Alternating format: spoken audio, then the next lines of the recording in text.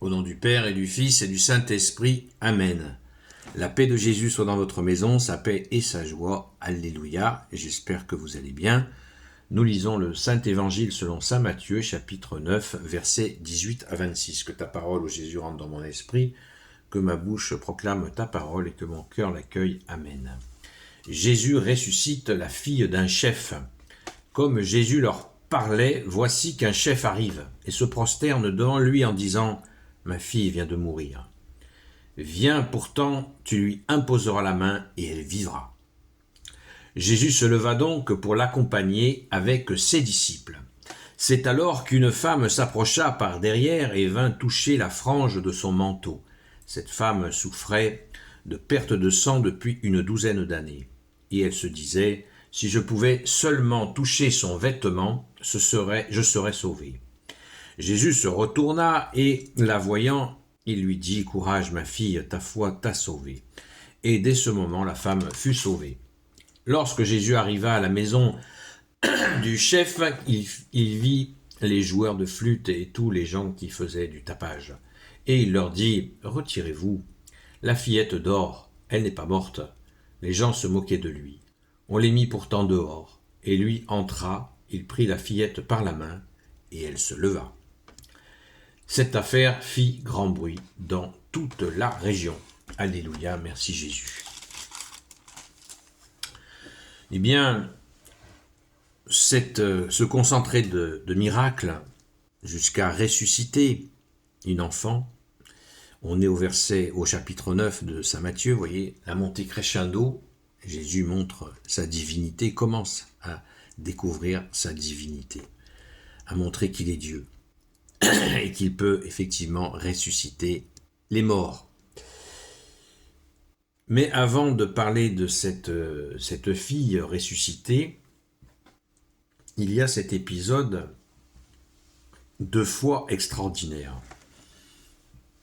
Cette femme a une telle foi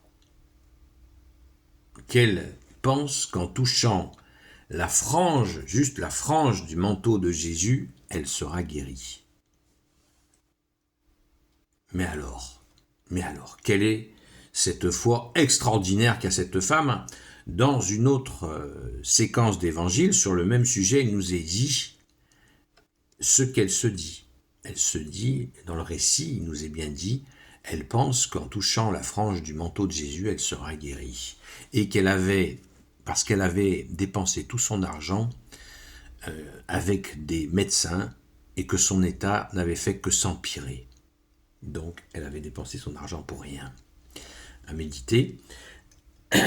Et là, la foule oppressait Jésus, ça nous est dit dans l'autre séquence d'évangile, je ne sais plus si c'est dans saint Marc ou saint Luc, où il nous est donné bien des détails, puisque Jésus, quand elle le touche, est saisi, il sent qu'une force est sortie de lui, nous dit-on, dans cet évangile qui est beaucoup plus précis. Et il demande aux apôtres, qui m'a touché? Alors les apôtres lui disent, en mode bon enfant, lui disent, tu es complètement, presque écrasé par la foule et tu nous demandes qui t'a touché. Mais Jésus a dit ça non pas pour demander réellement qui l'avait touché, Jésus savait parfaitement qui l'avait touché, mais il a voulu que la femme qui l'a touché le dise, le reconnaisse, puisqu'elle l'avait fait de manière cachée. C'est extraordinaire. C'est extraordinaire. Et là, elle dit, oui, c'est moi, Seigneur. Et là, il lui dit la même chose, courage, ma fille, ta foi t'a sauvée. Et dès ce moment-là, la femme fut sauvée. Vous voyez, l'humilité de Jésus. Un tyran aurait pu lui dire, dis donc, tu te crois tout permis, toi. Pourquoi n'es pas-tu venu à mes pieds me supplier? Pas du tout. L'humilité de notre bien-aimé Jésus. C'est extrêmement, extrêmement touchant. Pensons-y, l'humilité. Lorsque Jésus arriva à la maison du chef, il vit les joueurs de flûte et tous les gens qui faisaient du tapage et leur dit « Retirez-vous, la fillette dort, elle n'est pas morte. » et les gens se moquaient de lui. Ils l'ont pris pour un fou. Quelle humilité, pareil, Jésus dit rien. Simplement, les gens sont mis dehors. Ça, c'est très important aussi. Encore, l'humilité. Jésus ne répond pas. Il reste concentré sur sa mission. Il va ressusciter cet enfant. Il nous est dit, dans justement encore la même séquence d'évangile, que Jésus avait pris 3 apôtres avec lui dans cette pièce, afin de la guérir. Saint Pierre, Saint Jean et Saint Jacques, à qui Jésus va montrer justement ce passage un cran au-dessus. Et oui, il ressuscite maintenant.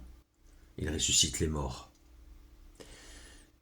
Et il nous est dit, quand les parents, il avait demandé aux parents d'être présents aussi dans cette chambre. Et il nous est dit, dans cette séquence d'évangile, les parents étaient hors d'eux-mêmes en voyant leur enfant. Le fameux, quand Jésus a dit « Talita koum ». Elle s'est levée, la petite. Et les apôtres ont pu voir la puissance de Jésus, sa divinité. Ça a dû leur faire une sacrée frousse.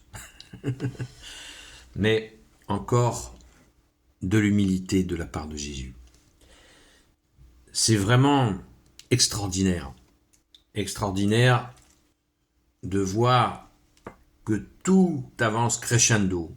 Pourquoi crescendo? Pourquoi Jésus n'a pas tout de suite fait des choses comme ça avec éclat? Parce qu'il faut toujours se rappeler qu'il y avait l'occupant romain. Si Jésus avait fait des miracles aussi explosifs tout de suite, et très importants tout de suite en nombre, eh bien, la foule l'aurait immédiatement, en aurait fait un roi, ce qui d'ailleurs ça aurait été juste, puisque Jésus tuait le roi de gloire. Et le Messie, tant attendu, mais Jésus n'a pas voulu agir ainsi. Parce que si la foule s'était levée d'une manière brutale, les Romains auraient immédiatement interprété ça comme une révolte des Juifs contre l'occupant romain. Et c'eût été un carnage. Et puis il y a aussi une autre raison, c'est que Jésus nous demande la conversion. Demande aux gens de se convertir, pas uniquement de l'adorer, mais aussi de se changer, de se convertir. Très important.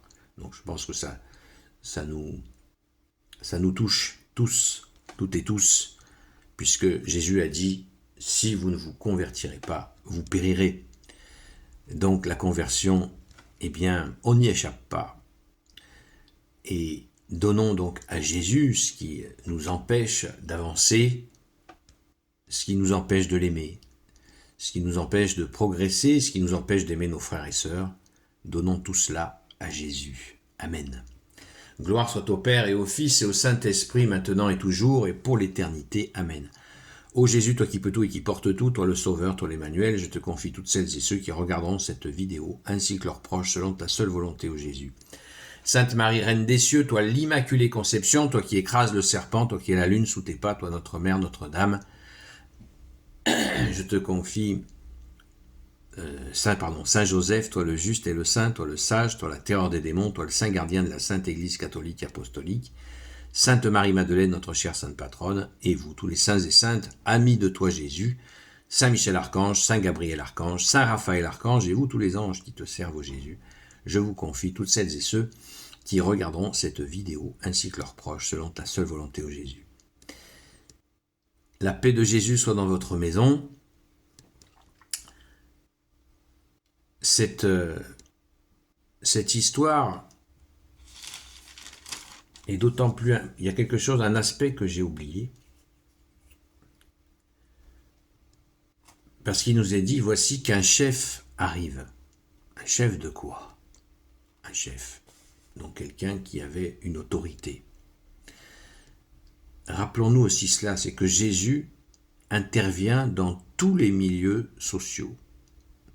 De celui qui est sur le bord de la route, à mendier, au lépreux, en passant par le lépreux, à y compris un centurion romain, y compris à des responsables de synagogue, Jésus s'adresse à tout le monde, parce que tu es la justice, ô Jésus. Alléluia. Rendons grâce, les amis.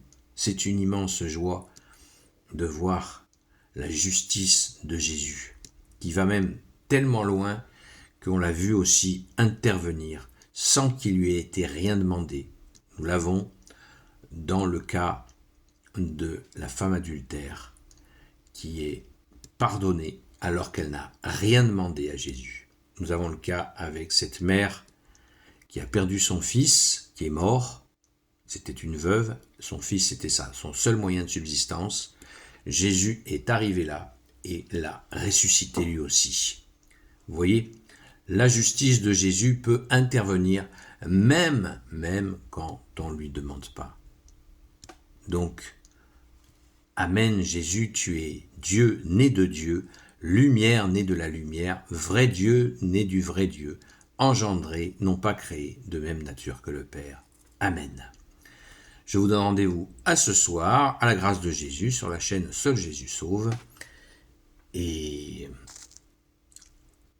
sur TikTok, bien sûr. Et puis, je voulais vous dire à très vite.